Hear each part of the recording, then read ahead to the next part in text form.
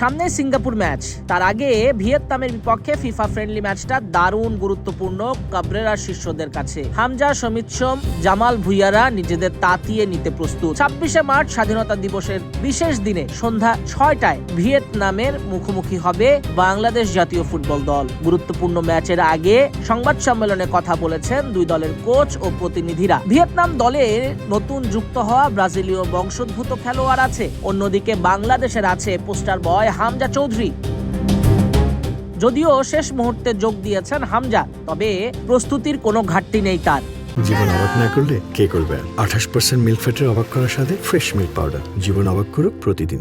বাংলাদেশ দলের প্রধান coach Javier Cabrera ম্যাচটাকে সিঙ্গাপুরের বিপক্ষে আসন্ন অফিসিয়াল ম্যাচের প্রস্তুতি হিসেবে দেখছেন। বলেন,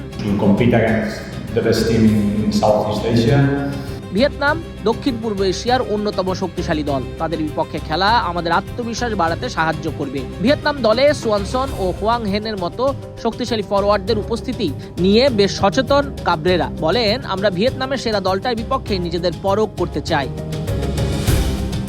ইংল্যান্ড প্রবাসী তারকা হামজা চৌধুরীকে নিয়েও ফুটবল প্রেমীদের মধ্যে টানটান উত্তেজনা উন্মাদনা থাকে সবসময়। তাকে দেখা যাবে কিনা শুরুর একাদশে, এটা নিয়েও আছে ধোঁয়াশা। কোচ কাবরেরা জানান, হামজা বিকেলেই পৌঁছেছে, সে ভালো আছে, তবে আবহাওয়া সময়ের সাথে মানিয়ে নিতে তার কিছুটা সময় প্রয়োজন। ম্যাচে তাকে খেলানোর বিষয়ে আমরা পর্যালোচনার পর সিদ্ধান্ত নেব। জামাল ভুঁইয়া বেশ ইতিবাচক। জামাল বলেন, ম্যাচটা কঠিন হবে সন্দেহ নেই, তবে বাংলাদেশ দল উন্নতি করছে। ভিয়েতনামের সাথে সমান তালে লড়বার সামর্থ্য আছে লাল সবুজ দলটার।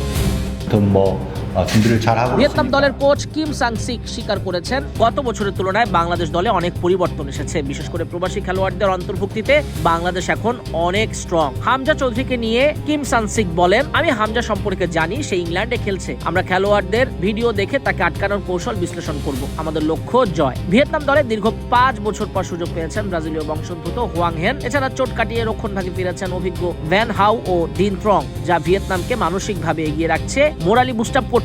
বাংলাদেশ দলও বিশ্বনাথ সহ আরো একাধিক ফুটবলার ফিরেছেন। সব মিলিয়ে বাংলাদেশ দলের ভক্তরা চায় ভিয়েতনামের বিপক্ষে চোখে চোখ রাঙিয়ে লড়াই করুক বাংলাদেশ। নাজমুস সাকিব, কালবেলা।